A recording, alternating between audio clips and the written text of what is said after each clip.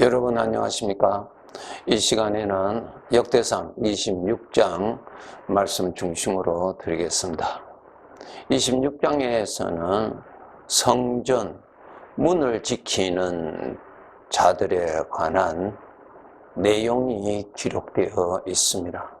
문지기를 두어서 그 안에 부정한 자들이 들어오지 못하도록 하는 사명을 주었습니다. 그 성전 안에 부정한 것이 들어오면 되지 않잖아요. 거룩한 곳인데. 오늘날 성전이 어디 있습니까? 오늘날 성전. 하나님의 영이 계시는 곳. 그 성전이 오늘날 있죠. 솔로몬이 건축한 그 성전은 없습니다. 또 모세를 통하여서 세웠던 그 성막도 없습니다. 이제 영원히 두신 성전이 있는데 바로 예수 그리스도를 믿어서 모시고 사는 사람, 그 사람이 바로 성전입니다.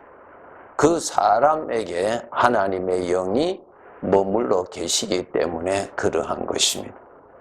그래서 우리 예수 그리스도를 모시는 사람들, 모시고 섬기는 자들은 그 사람이 성전이라는 것을 우리가 잘 알아야 합니다. 교회는 비록 다니고 성경 지식에 관한 것은 좀 가지고 있더라도 그 사람에게 하나님의 영이 계시지 않으시다면 성전이 아니죠. 그저 교회 다니는 사람이라고는 할 수 있겠죠. 고린도후서 6장 16절에 이렇게 말씀하고 계시죠. 우리는 살아계신 하나님의 성전이다 그랬습니다. 우리 예수 그리스도를 믿는 사람, 믿는다는 말은 살아계시는 주님을 영접하여서 모시고 있는 사람을 의미합니다. 네, 그 사람들이 바로 하나님의 성전이라고 말씀하고 계십니다. 오늘날 우리 하나님의 자녀들이 성전이라는 사실을 정말 알아야 됩니다. 그래서 성전이기 때문에 내 마음대로 할 수 있는 것이 아닙니다. 네, 그것을 아셔야 돼요. 나라는 존재가 성전입니다.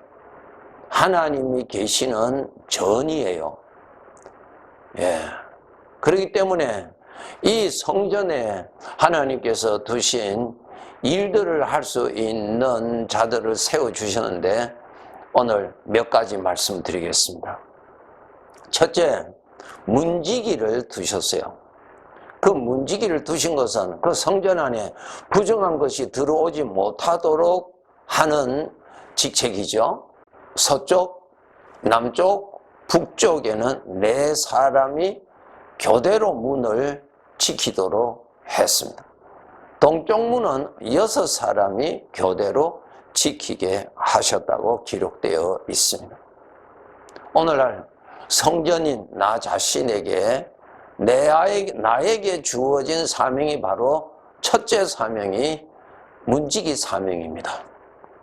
이 마음 안에 하나님의 영이 거하시는 이 거룩한 전에 부정한 것, 하나님을 욕되게 하는 것, 하나님과 원수가 죄지요. 죄에서 오는 생각들, 이러한 것들이 이 성전 안에 들어오지 못하도록 잘 지키셔야 됩니다. 이것이 사명입니다. 성전을 더럽히는 것이 들어오는데도 문을 열어놓고 받아들인다면 성전은 부정해지죠. 예수님 당시에도 예루살렘 성전이 겉으로는 거룩하였지만은 그 내면에는 부정하였죠. 주님께서 진노하셨죠. 이 성전 하나님의 전이에요. 잘 지키셔야 됩니다. 죄의 것이 들어오지 못하도록 지켜야 되고 죄의 것이 들어왔을 때 속히 그 부정한 것을 버려야 되는 일을 우리가 끊임없이 해야 됩니다. 이것이 바로 문지기의 사명입니다. 잠언 4장 23절에 보시면은 모든 지킬 만한 것 중에 더욱 내 마음을 지키라. 생명의 근원이 이에서 난다라는 말씀이 있습니다. 이 마음을 잘 지키셔야 됩니다. 우리가 이 세상에 살고 있기 때문에 죄의 것이 얼마든지 침투할 수 있어요. 깨어있지 아니하면 성전이 더러워집니다. 부정해집니다. 부정해지면은 하나님을 욕되게 하는 것이 일어납니다. 이 성전에서 하나님의 영광이 드러나야 되는데 하나님의 영광은커녕 죄악된 것들이 일어나게 되는 것입니다. 그러면 그 성전 하나님이 진노하시죠. 잘 지키셔야 됩니다. 마가복음 8장 15절에 보시면은 예수님께서 경고하여 이르시되 삼가 바리새인들의 누룩과 헤롯의 누룩을 주의하라, 그렇게 말씀하셨어요. 사망의 생각이 들어오는 거 잘 지키셔야 됩니다. 두 번째로는 이 성전 안에 곡간이 있는데 거룩한 것, 하나님의 영광을 위해서 쌓아놓으신 곡간이 있는데 이 곡간을 지키는 또 사명이 있습니다. 이 곡간을 잘 지키셔야 됩니다. 전쟁에서 승리할 때 그 전리품을 하나님의 전에 곡간에 채워 놓았습니다. 왜? 하나님의 승리니까. 하나님께서 하셔서 하나님께 영광을 돌려야 할 일들을 위하여서 그곳에 쌓아두었죠. 오늘날 우리 마음에 하나님의 은혜, 이 곡간이 비워지지 아니하도록 하나님의 은혜가 늘 감사하게 채워지도록 이 곡간을 채워야 되고 이 곡간이 텅 비지 아니하도록 잘 노력하셔야 되는 것입니다. 우리가 어려운 일을 당하면 하나님께 영광이요, 하나님을 높이는 것 대신에 걱정을 받아들이고 불안을 받아들이고 원망을 받아들이고 육신에서 오는 사망의 생각을 받아들이잖아요. 하나님의 곡간이 어떻게 되겠어요? 하나님의 은혜는 다 사라지고 대적이 갖다 준 것만이 가득하게 채워지지 아니하도록 노력해야 되겠죠. 우리가 은혜 받았던 이 마음에 하나님의 은혜가 계속 쌓아지도록 관리 잘 하셔야 됩니다. 한때는 하나님께 감사하고 한때는 하나님을 기쁘시게 하고 하나님을 높였던 그러한 은혜가 가득 찼던 그 창고가 어떠한 일로 인하여서 텅 비어버리고 오히려 황폐하게 되는 그러한 일이 일어나지 않도록 하나님께로부터 받은 이 곡간지기 잘 하셔야 됩니다. 히브리서 13장 9절에 보시면 마음은 은혜로서 굳게 함이 아름답다 그랬습니다. 하나님의 은혜가 이 마음에 가득 채워져야죠.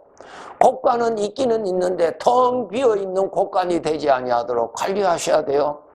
이사야서 64장 11절에 보시면 우리 조상들이 주를 찬송하던 우리의 거룩하고 아름다운 성전이 불에 탔으며 우리가 즐거워하던 곳이 다 황폐하였나이다 그랬어요.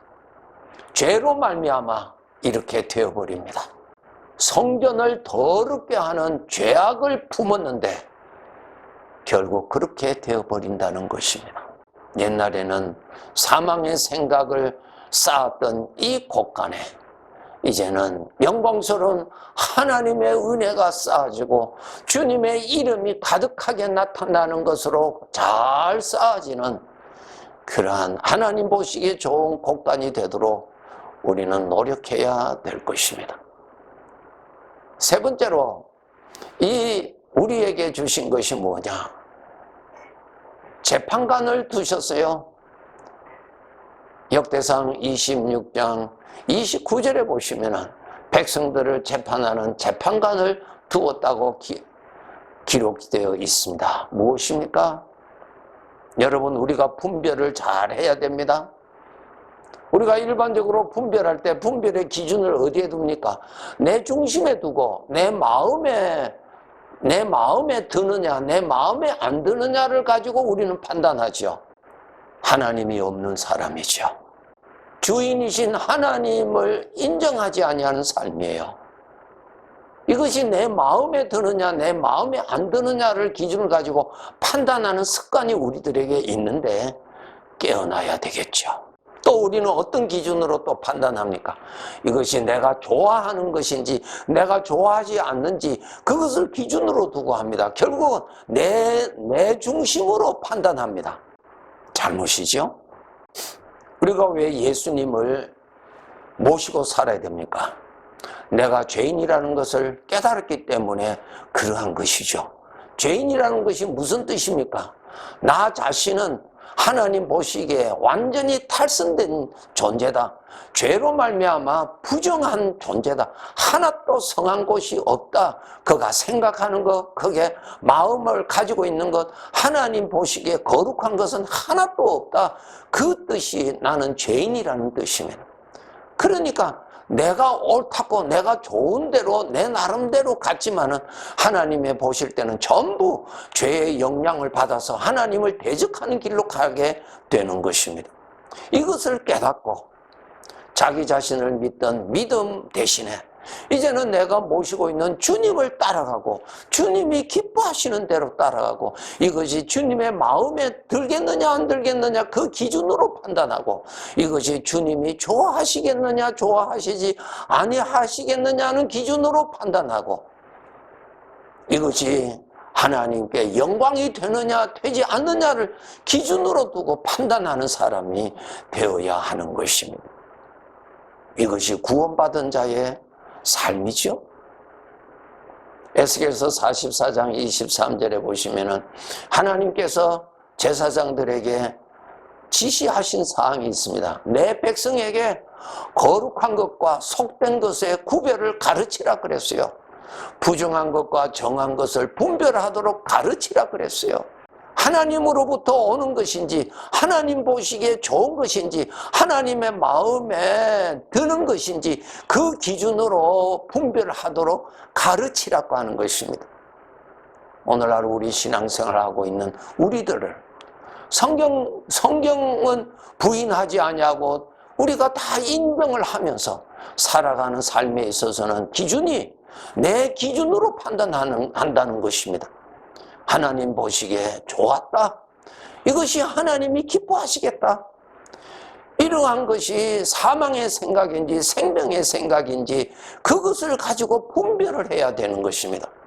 중요하지요. 마지막으로 네 번째로 왕을 섬길 수 있는 특권을 주셨어요. 예수님을 심판하는 그 빌라도 법정에서 대제사장들과 그 있는 모든 무리들이 뭐라고 외쳤습니까? 가이사 외에는 우리에게는 왕이 없습니다.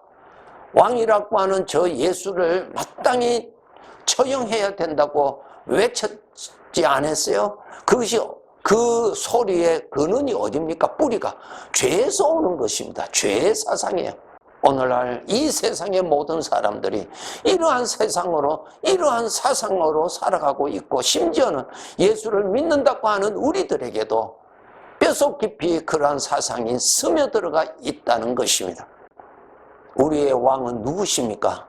하나님이시죠. 우리 주님이시죠. 왕이라는 말씀에 여러 가지의 뜻이 있는데 그 중에 핵심이 내가 누구에게 충성해야 될 것이며 내가 누구를 섬기며 살아야 될 것인가 라고 하는 질문의 답입니다. 여러분, 나 자신에 충성하게 살잖아요. 나 자신을 위하여서 살고 내가 왕이요 내가 주인 노릇하고 살잖아요. 내가 나에게 충성하고 살잖아요. 그 사상이 어디서 왔어요? 마귀로부터 온 사상입니다. 거기에는 하나님이 없어요.